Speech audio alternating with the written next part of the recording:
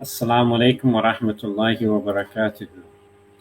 Alhamdulillah, alhamdulillahi rabbil alameen, wa salatu wa salamu ala ashrafil anbiya wal mursaleen, wa ala alihi wa ashabi ajma'in. Respected brothers and sisters, welcome to this week's ICNA ILF Understanding the Quran series. Inshallah, we'll be continuing the study of Surah AnNisaa, verses 10 to 14. And inshallah, this week's session will be continued by Sheikh Abdul Rahman Khan. أعوذ بالله من الشيطان الرجيم بسم الله الرحمن الرحيم الحمد لله والصلاة والسلام على رسول الله أما بعد. My dear brothers and sisters, all assalamu alaikum wa rahmatullahi wa barakatuh. So it's actually 11 to 14. So last week we did from 1 to 10. And the reason why it's 11 to 14 because this is a whole topic by itself. This is a whole subject matter by itself. What these verses deal with, they deal with laws and regulations of inheritance in details. And this is after 1 to 10 that, also mentioning about rights of, orphans, of children, of people who are, safi, that may not be, are mentally challenged. So this verse start to give the details of Islamic inheritance, and we will deal with it in a holistic way. And the reason is because it is a whole subject by itself. This subject we would study 3 sessions per week for the whole year, these few ayats. So they go into detail. So obviously we don't have 3 sessions for a week for a whole year. So we just have 4 to 5 minutes and so forth. So we will have to, I know you'll have a lot of questions, but this will not be the forum for that. So in Sharia, this aspect is called ilmul fara'id, okay, knowledge of inheritance. And that means when you die, you have to die, and then what remains in your wealth has to be distributed.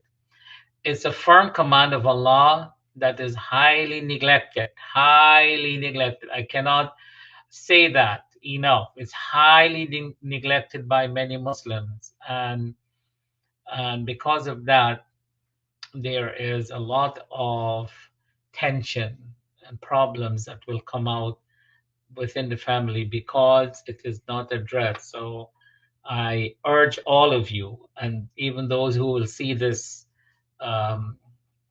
program for long after, I really urge all of you to make sure you have this discussion with your family.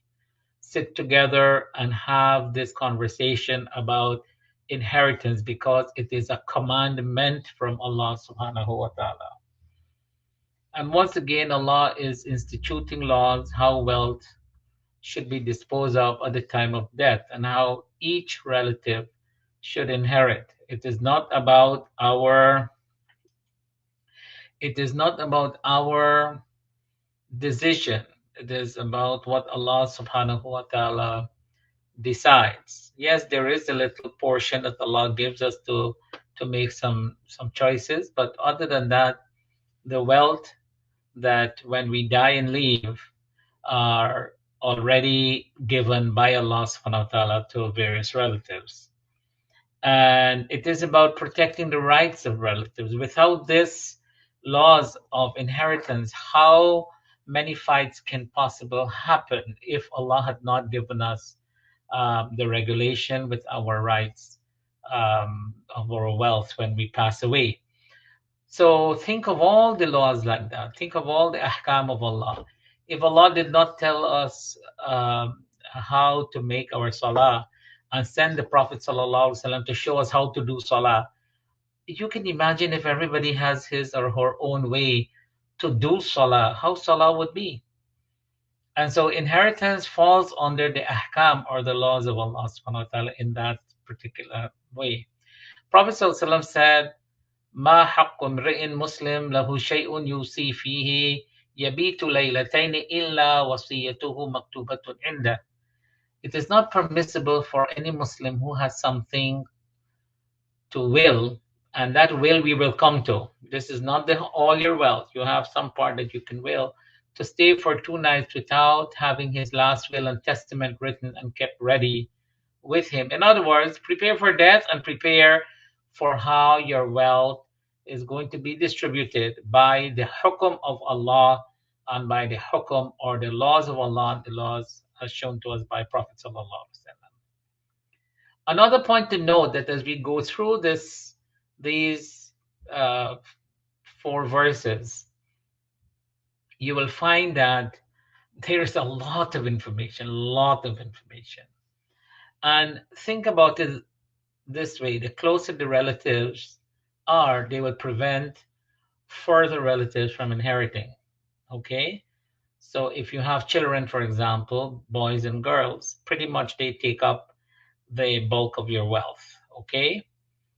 If you have parents, you have brothers and so forth, you will see how the inheritance will come for them. So the yellow line, okay, the yellow circle rather, the yellow circle is that you are the deceased person. Always think of it. When we were studying this, the professor always used to say, think as yourself as the deceased person.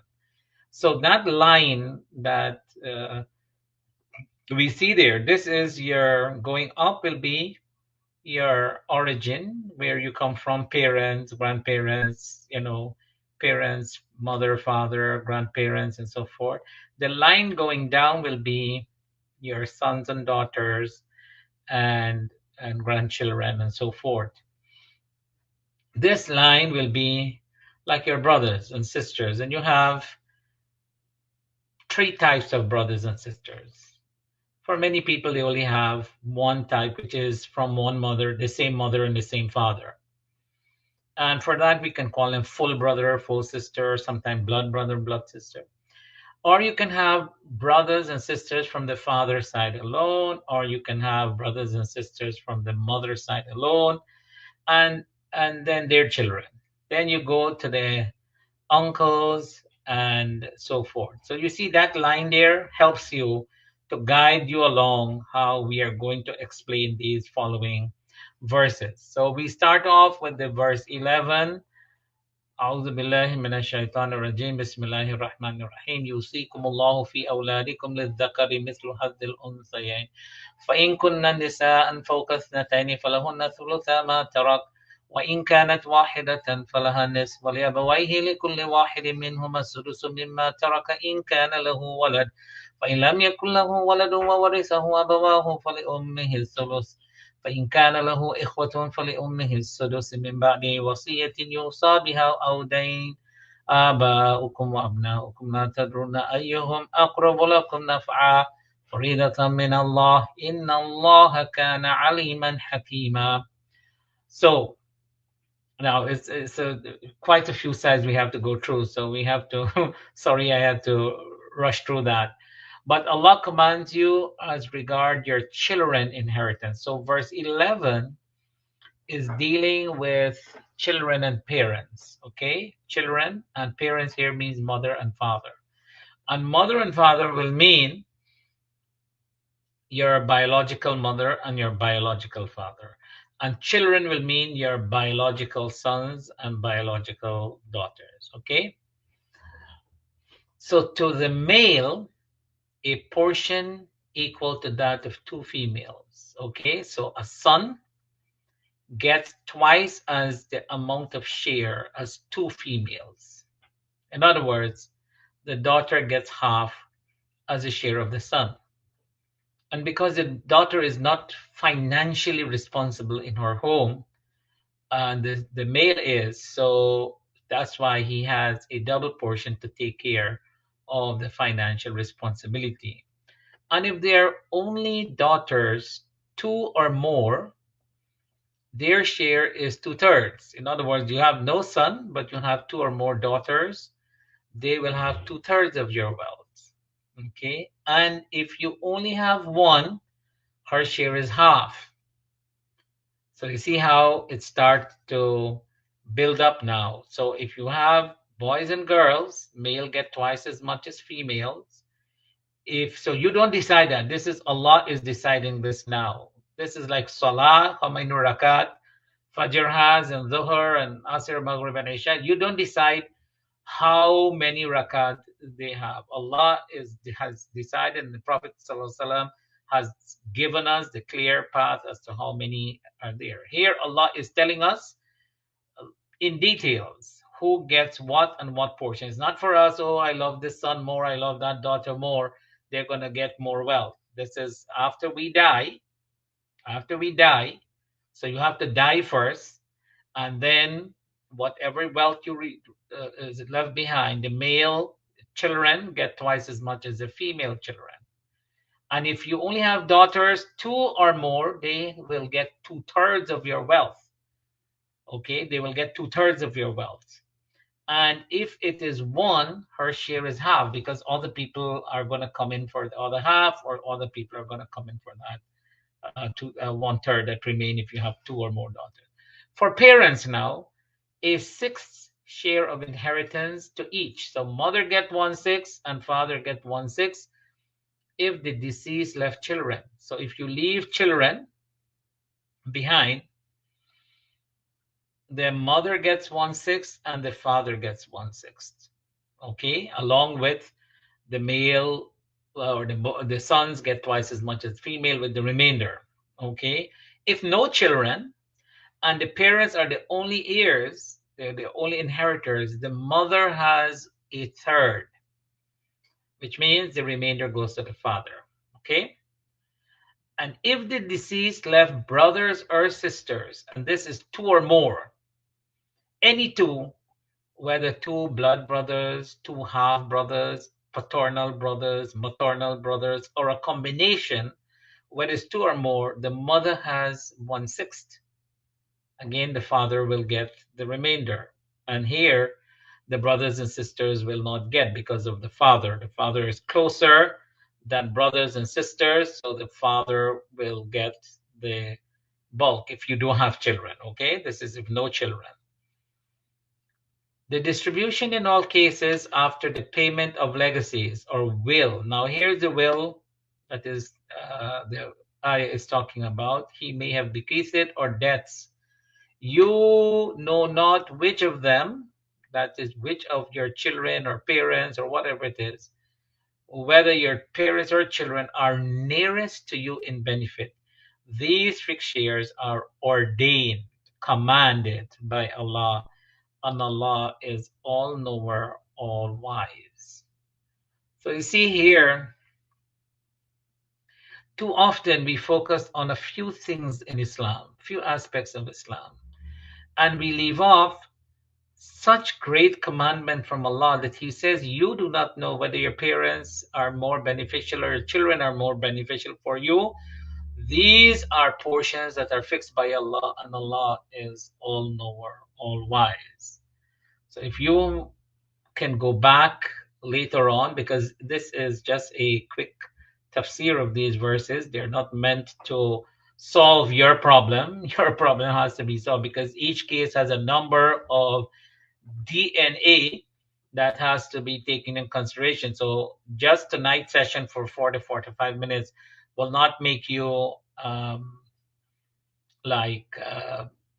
scholarly now that you can go and tell people how much they're going to get. Okay, that will that we're talking about is that Allah has given you the ability to will 1/3 of your wealth for non-inheritors. We will come to that, inshallah.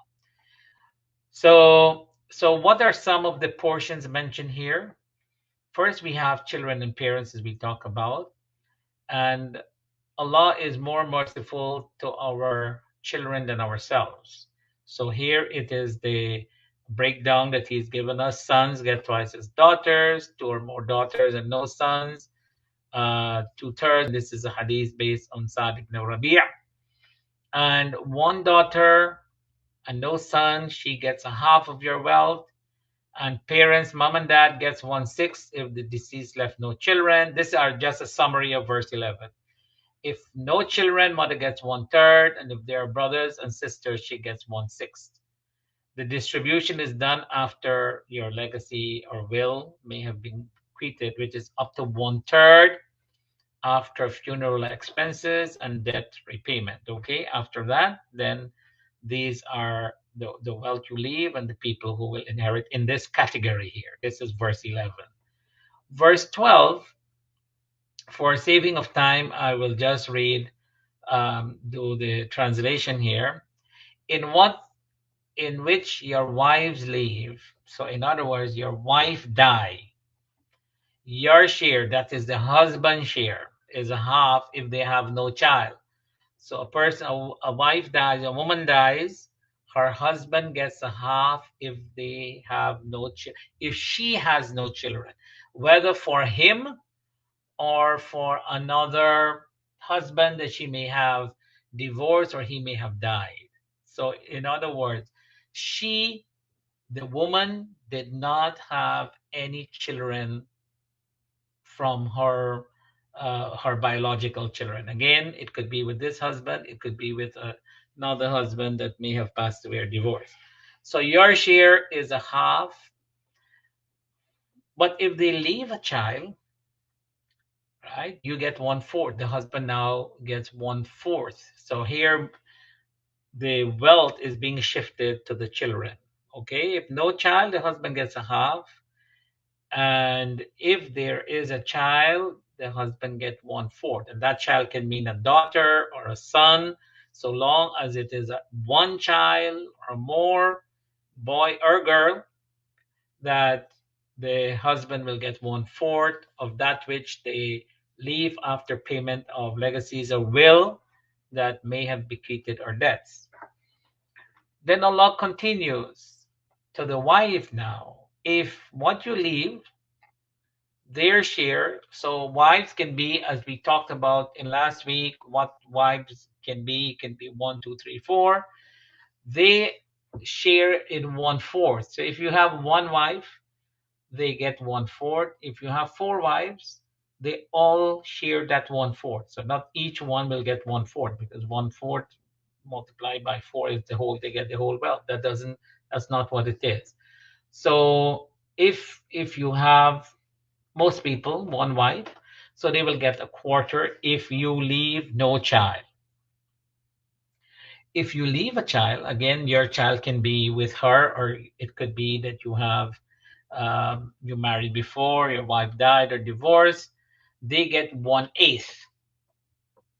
Okay, the wives get 1/8 of that which you leave after payment of legacies or will that you may have bequeathed or debts that you owe. Okay, so always remember, the debts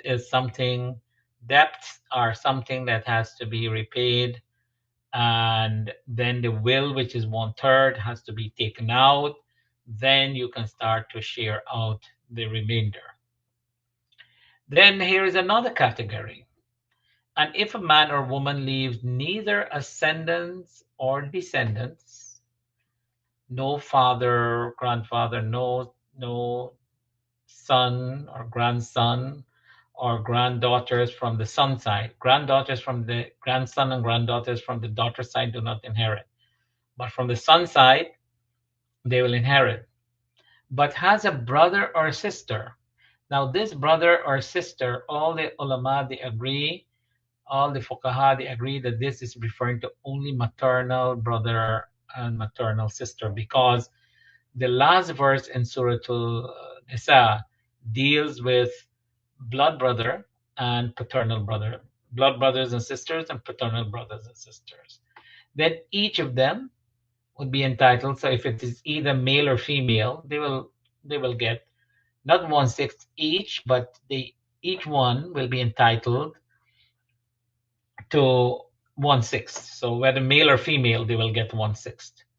But if they are more than 2, in other words, you have 2 maternal brothers or sisters, or a combination of brothers and sisters, maternal brothers and sisters, they share 1/3 after any bequeath which may be made or debt, as long as there is no detriment caused.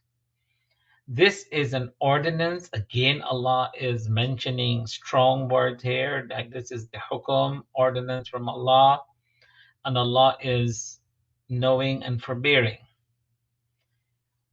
So here in verse 12, it addresses spouses and maternal siblings.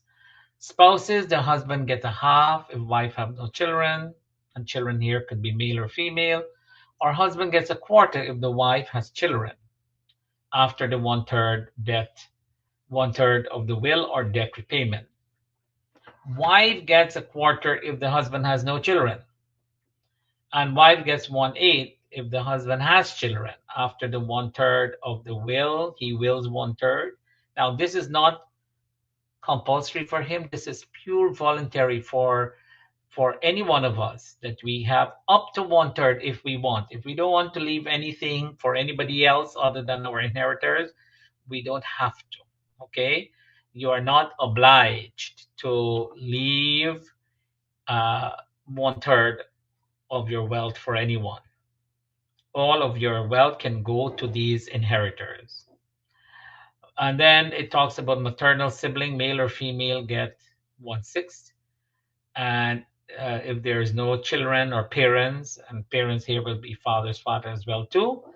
And if there are 2 or more maternal siblings, they will get 1/3 after the will of 1/3 or debt repayment. Always remember, this 1/3 of the will is purely optional. This part is optional. Debt repayment has to be done, and these fixed portion that Allah has given has to be taken care. But your will is what Allah has given the ability for us, that we can do sadaqatun jariyah with 1/3 of our wealth. If we don't want to do that and leave all the wealth for our inheritors, no problem. All well and good. Okay. To close off this discussion, we cannot discuss these verse 11 and 12 without discussing verse 176. And again, they ask you for a legal verdict, and because here is the paternal brothers, the full brothers and sisters, and paternal brothers and sisters are going to be discussed in the last verse of Surah AnNisaa. So I just thought of bringing it so you have the whole picture. They ask you for a legal verdict. Say Allah directs you. Qulillahu yuftikum. Allah is giving this fatwa, so to speak, this ordinance or this direction. Allah directs you about kalala, those who have neither parents nor nor children as heirs. If a man that dies leaving a sister but has no child, she shall have half of the inheritance. And if such a decease was a woman who left no child, her brother takes her inheritance. Remember, she doesn't have father, she doesn't have siblings. She doesn't have children and so forth. Her brother will take her brother takes her inheritance. Okay, he will get all. If there are 2 sisters, they shall have 2/3 of the inheritance. And if they are brothers and sisters, the male will get twice as a share of the female. Thus, Allah does make clear to you His law, lest you go astray, and Allah is all-knowing in everything. Now, this sounds like a ton of information, and I'm sure your head is spinning in all direction right now. But this is just a rough translation and understanding. What you need to get out of all of these verses is that you have to find out, and you have to make commitment to carry out these laws of Allah. You cannot say, oh, it's confusing. It's not confusing. Nothing here is confusing. It is just that it's a lot of bits and pieces that will take a whole year with 3 sessions a week for you to master all of that. Okay?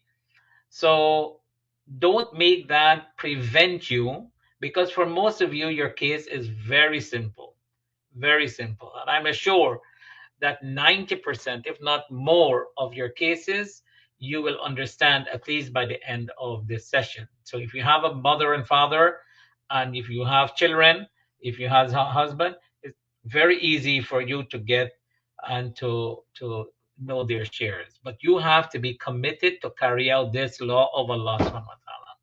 This is way important that people are taking it very lightly, and perhaps, with little or no um, seriousness. So Ibn Abbas, he said the Prophet sallallahu alaihi wasallam, mentioned قال الرسول صلى الله عليه وسلم اقسموا المال بين أهل الفرائض على كتاب الله فما تركت الفرائض فلأولى رجل ذكر. Divide the wealth among the heirs, okay, as prescribed in the shares according to Allah's book. Whatever remain after that is for the male person who is nearest to the deceased. So let me just give you a quick scenario. A person dies, leaving a mom and a dad, and a wife and sons and daughters. So in that case, the wife will get 1/8 because they're children, and the parent, mom and dad, will get 1/6 because they're children, and the remaining of that wealth goes to the children, male twice as much as female. Okay, so because your son is your nearest male relative, and the daughters, they are going together now, they are going to inherit the remaining of the wealth together. So long as they're children, male and female, they will get the remainder of your wealth, with male twice as much as female. Now, verse 13 and 14 are some strong consequences. Allah says, Tilka hududullah. وَمَن يُطِعِ اللَّهَ وَرَسُولَهُ يُدْخِلْهُ جَنَّاتٍ تَجْرِي مِن تَحْتِهَا الْأَنْهَارُ خَالِدِينَ فِيهَا وَذَلِكَ الْفَوْزُ الْعَظِيمُ وَمَن يَعْصِ اللَّهَ وَرَسُولَهُ وَيَتَعَدَّ حُدُودَهُ يُدْخِلْهُ نَارًا خَالِدًا فِيهَا وَلَهُ عَذَابٌ مُهِينٌ. So immediately after verses 11 and 12, here is what Allah is saying. These are the limits set by Allah. Just like Zabiha, just like, what is halal you can do, what is wajib you can do, what is haram. All of those are legislation by Allah. So these are the limits set by Allah. And whoever obeys Allah and His Messenger will be admitted by Him to gardens in paradise, under which rivers flow, abiding eternally therein. So you remain within its boundary, you try to solve your family wealth after you die, you sit with them, you have that conversation, you're willing to carry out this commandment of Allah. So whoever obeys Allah and His Messenger will be admitted by Him to gardens under which rivers flow, abiding eternally therein, and that is a great attainment. And whoever disobeys Allah and His Messenger, so people think, oh, I know what I have to do. You think you know what you have to do, and you don't care what Allah says. This is my wealth. I want to do it my way, and I don't care what the Sharia says. Whoever disobeys Allah and His Messenger and transgress His limits, Allah's limits, He will put him into fire. May Allah save us from that. To abide eternally therein, and he will have a humiliating punishment. This is not simple verses that are connected to verses 11 and 12. So we have to be very careful with these verses. So when we look at the portions now, basically we have a half, we have a quarter, we have 1/8. And we have 2/3, we have 1/3, and we have 1/6. So these are the shares that we talked about in these verses 11, 12, and verse 176. These are all the shares there. So you see how we start to simplify it. It is not too complicated. And you give the people their portion first, so long as they have certain conditions fulfilled, they can get that portion. What remains, go to the nearest male relative. Um, and so you find that there are some inheritors, like some of your family members can receive only by fixed portions. Okay. Some, like your mother, she can only get by fixed portion. The wife, the husband, these can get only by fixed portion.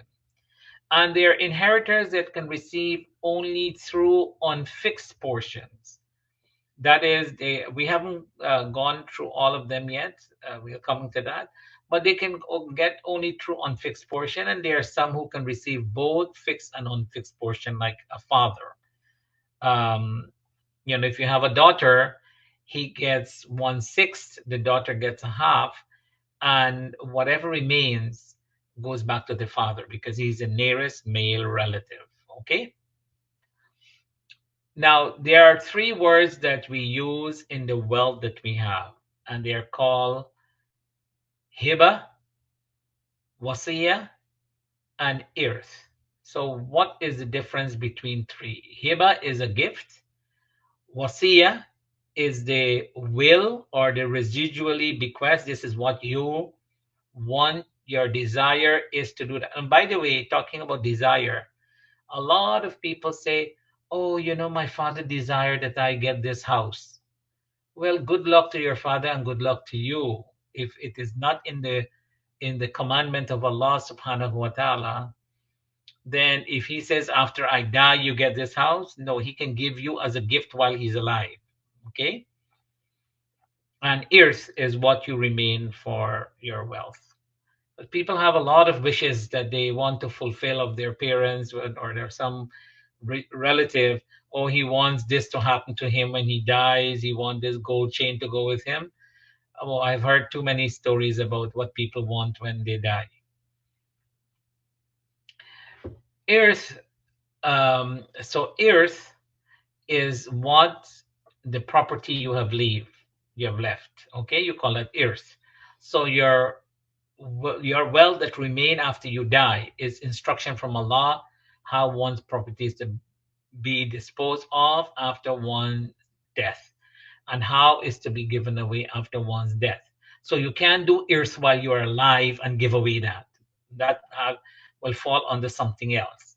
Wasiya is the legal declaration of the testator, that is the deceased person, with respect to his property which he desires to be carried out after his death, and it is limited to 1/3 of what remain. Residuary bequest mean whatever remain of his wealth after funeral expenses, hospital expenses, funeral expenses, debts repayment, then whatever you call it residually bequest, that whatever remain after that, up to 1/3. It's limited up to 1/3. So if somebody gets angry with his wife and children and said, I'm going to give away all my wealth when I die, and I put all my wealth to be given to whichever organization, or you cannot do that. No matter how angry you are with them, so long as you die, these are your children, and so long as you do not divorce each other, then you have to give them their share as directed by Allah. So wasiya can only go up to 1/3. Okay, and hiba is what a lot of people do in their lifetime. You have 4 or 5 property, and you say, look, I'm sick now, I can't maintain. So son number 1, you get this. Daughter number 2, you get that. Son number 3, you get that. You call it hiba. This is what you give while you are alive. It's a gift. And um, and hiba is something that you give to your children, or you can give anybody. You can give ikna, some of your money while you're alive, and so forth. So you can give while you're alive, whatever. This is your money. This is your um, free will while you're alive. But once you die, the wasiya is up to 1/3, and the irth is what goes to those relatives that we talked about, that Allah has given that. Now, there are some regulations. Um, I will not go through this with you because this is a little more. So those who can inherit, you have 15 male relatives that can inherit: a son, a grandson, which means a son's son, going down through male. So a son, son, son, your great grandson through your son's side. Okay. Your origin will be your father, your grandfather, that is your father, father, and your father, father, father. So no mother, father here. So your mother, father do not inherit, but your father's father can inherit as a male progeny going up. Your brothers, you have a blood brother, same mother and same father, paternal brother, same father but different mothers, maternal brother, same mother but different fathers. You can draw a diagram and figure that out. In fact, I have one of each. So it was easy when I was going to. I have one blood brother, one paternal brother, one maternal brother. Brother's son. So only two of your brother's children can inherit. That is your blood brother's son going down through male and your paternal brother's son.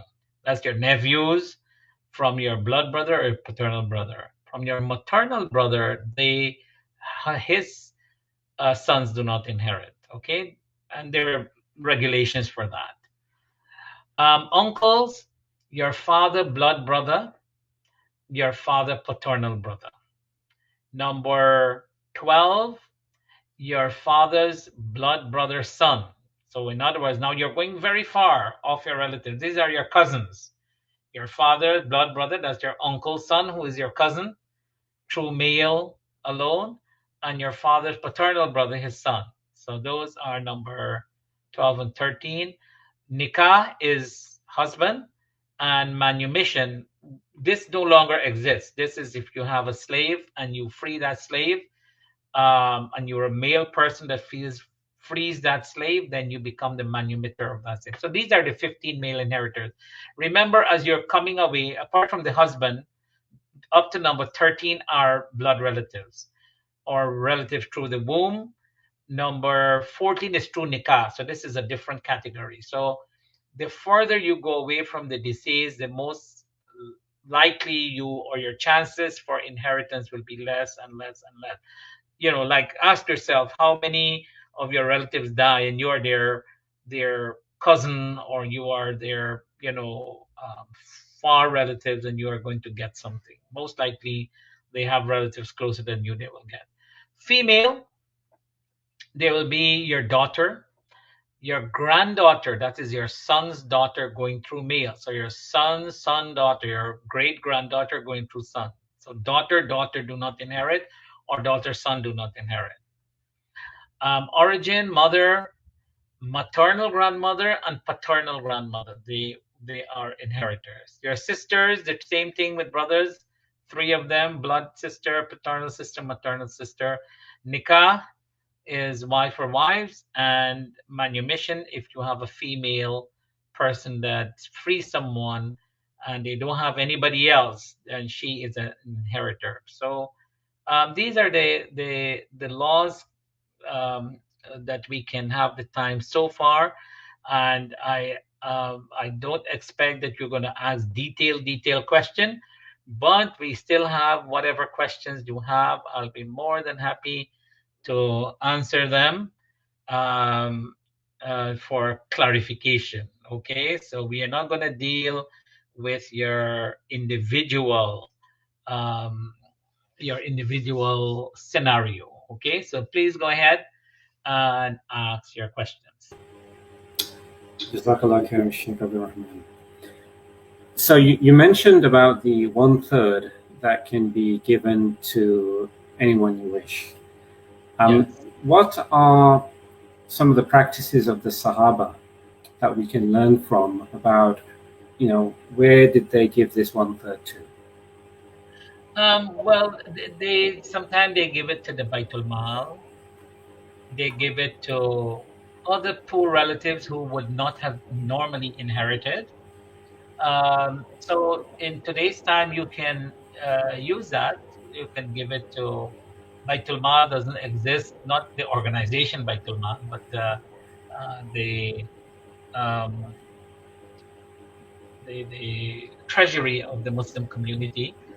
So masajid can now be given to an organization. So in those times, they will give it to people who would be not recipient of any inheritance. So they can give to them. Poor people, they would give to, and so forth. Orphans, poor people.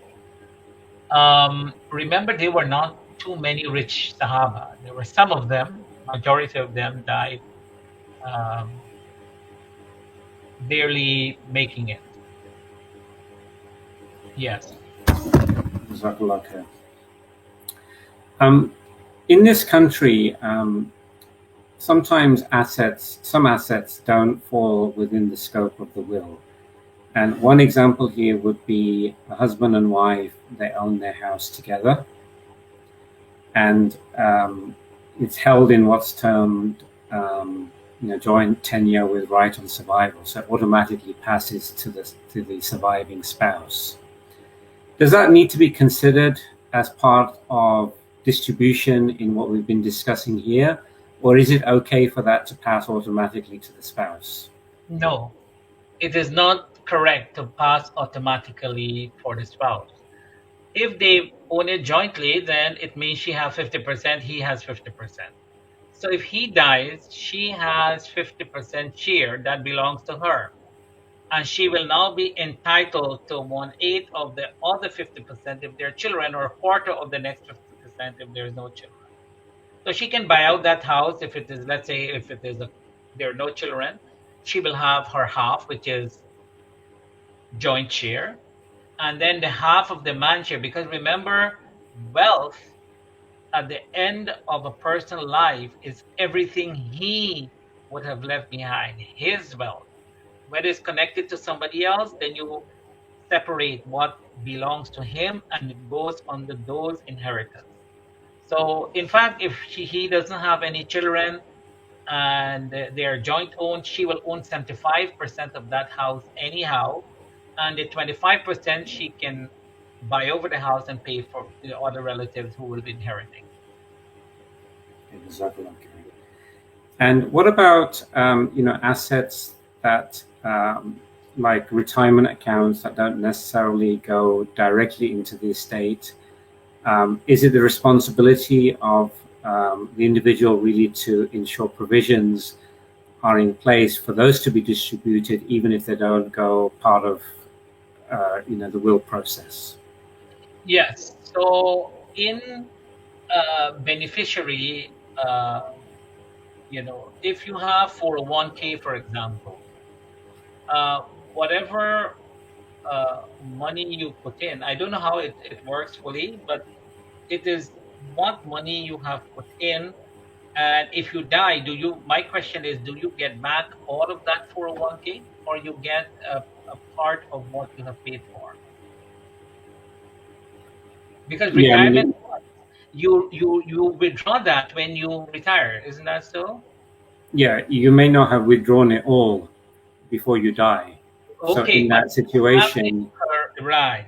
So if you have the ability to withdraw that wealth, but you choose not to withdraw that wealth, correct? Then when you die, that becomes your wealth. That is part of your wealth that goes for inheritance. okay, Jazakallah khair. And in terms of putting a will together, what advice do you have for people? How should they go about putting a will in place? Yes. So obviously, America does not run on Sharia. So you can't go and open the Quran, chapter 4, verse 11, and say this is what happens. You die, you can die uh, intestate, which means you die without a will. And in that case, they are different states. Most states have the law that the wife gets majority of the money, not all of the money, but majority of the money. And so it is always better to die leaving a will. So there are Muslim or even non-Muslim attorneys now. They are very well aware of Islamic inheritance, and you can tell them that if I am to die, this is how my wealth is to be distributed, and you take, from someone who is knowledgeable of Islamic inheritance. They can give you just like those figures that I give you. It's not too difficult. They can give you the portion, and the lawyer can write that. Their online um, access, their online services, their Muslim lawyers in pretty much every state that can help you, that you can set your will according to the Sharia.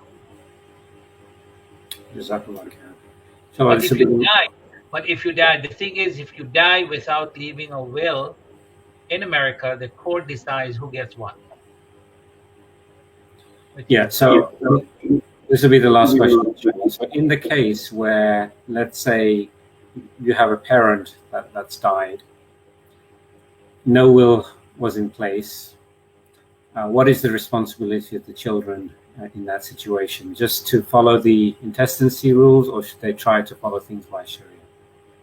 Yeah, if for example they die in intestate, and the court will give different people different amount, it is not the Islamic ruling. Their responsibility. So that's scenario one. It is their responsibility, if they really believe in Allah on the last day, to come together and redistribute it after they get it from the court. That, you know what, I'm really not entitled to this money. You are entitled to this money, or I'm entitled to so much, and the rest should go that. Now, this calls for a tremendous taqwa, because what I've seen, even families with taqwa fight for every penny. Okay, they fight when you see the parents die or somebody dies. It becomes out of control because they have not put these things in place. So that is the first case scenario. The second case scenario, if he dies in his will, then everybody should follow the Islamic Sharia, and because he would have that in his will, that when I die, so much goes to that one goes to that, and nobody should fight in the court for what doesn't belong to them. So the problem becomes if he dies intestate. In other words, he dies without a will, then the probate court will decide based on the state law, not Islamic law. You can't take Quran and take it to them. They will not listen to that. The state will have a law that says so much percent the wife, and it varies from state to state. So the wife will get so much, and she will get 50% of what remains of that, and so forth. She doesn't get all, but she gets the bulk of that. And I would say that's why I'm glad this conversation is happening. And hopefully one of these days we can have a much bigger, discussion on this issue of inheritance. Maybe we can have an attorney coming in. I've done that before. So I give some of the Islamic parts, an attorney comes in, he does the legal side, and it's very simple. It's not complicated. Once we are willing to follow Allah and His Rasul ﷺ ruling, there are ways and means in America how you can do that. Jazakallah khair. May Allah subhanahu wa ta'ala reward you. May Allah subhanahu wa ta'ala give us all the tawfiq to really put these practices in our lives and make the provisions before we die. With that, we'll end. We'll continue with the study of Surah AnNisaa, same time, 9 p.m. Eastern Time, next Wednesday. Subhanak Allahumma wa bihamdik, ashhadu an la ilaha illa ant, astaghfiruka wa atubu ilayk. A'udhu billahi minash shaitanir rajim. Bismillahir rahmanir rahim. Wal asr, innal insana lafi khusr, illa alladhina amanu wa amilus salihat, wa tawasaw bil haqqi wa tawasaw bis sabr. Sadaqallahu azim. Assalamu alaikum wa rahmatullahi wa barakatuh. Allahu Akbar.